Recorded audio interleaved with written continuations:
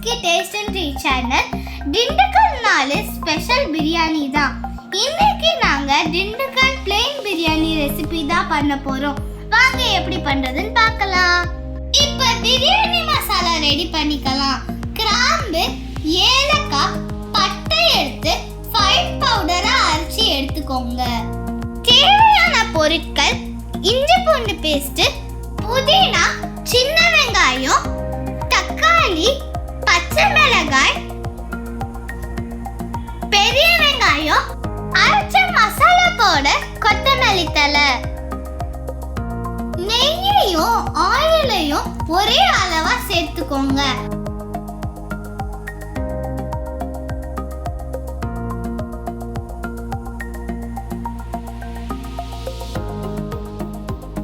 அதுல வெங்காயம் சேர்த்து 2 minutes வதக்கிக்கோங்க.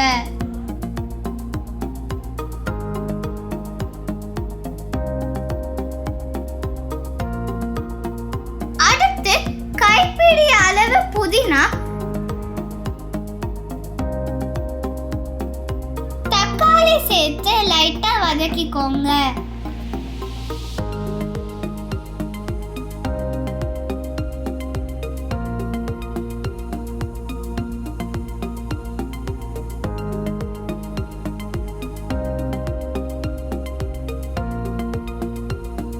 அடுத்து இஞ்சி பூண்டு பேஸ்ட்,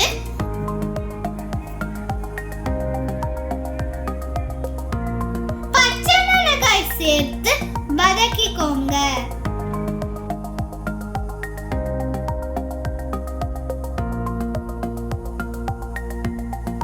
சின்ன வெங்காயத்தை பேஸ்ட் பண்ணி சேர்த்து அது கூடவே கொத்தமல்லி தழை சேர்த்து வதக்கிக்கோங்க.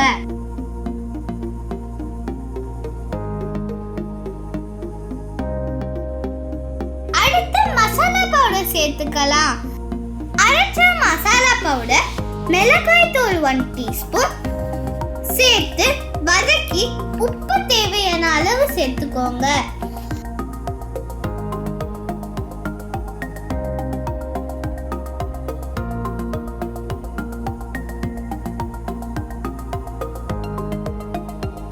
அடுத்து தயிர் சேர்த்து லைட்டா வதக்கி முந்திரி பருப்பு சேர்த்துக்கோங்க.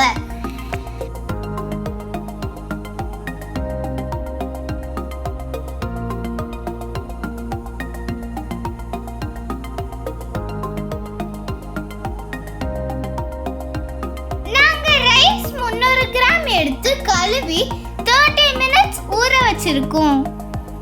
அடுத்து ரைஸ்க்கு தேவையான அளவு வாட்டர் சேர்த்துக்கலாம். 1 கப் ரைஸ்க்கு 2 கப் வாட்டர் சேர்த்துக்கோங்க.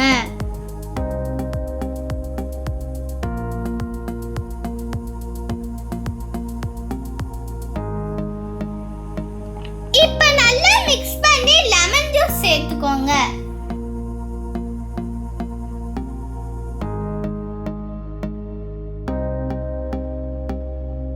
ஒரு கொதி வந்ததும் ஊற வச்ச ரைஸ் சேர்த்துக்கோங்க.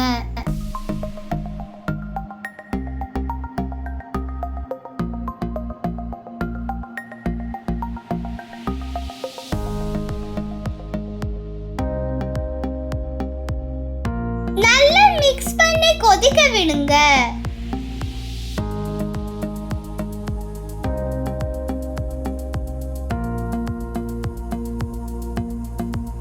தண்ணி நல்லா சுண்ட ஆரம்பிச்சிருச்சு. இப்போ மூடி போட்டு சிம்ல 15 minutes தம் போடுங்க. ஆவி வெளியில வராத அளவுக்கு மேல வெயிட்ட வச்சு தம் போடுங்க. அவ்வளவுதாங்க, நம்ம திண்டுக்கல் ஸ்டைல் குஸ்கா பிரியாணி ரெடி ஆயிடுச்சு. நாங்க நார்மல் ரைஸ்ல தான் பண்ணிருக்கோம். நீங்க பிரியாணி ரைஸ் எல்லாம் சீரக சம்பா ரைஸ்ல பண்ணுங்க, ரொம்பவே நல்லா இருக்கும். பிரியாணி சூப்பரா வந்திருக்கு. இந்த வீடியோ பிடிச்சிருந்தா லைக் பண்ணுங்க, கமெண்ட் பண்ணுங்க, ஷேர் பண்ணுங்க. மறக்காம எங்க சேனலை சப்ஸ்கிரைப் பண்ணிட்டு பெல் பட்டனை கிளிக் பண்ணிடுங்க. நெக்ஸ்ட் வீடியோல பார்க்கலாம்.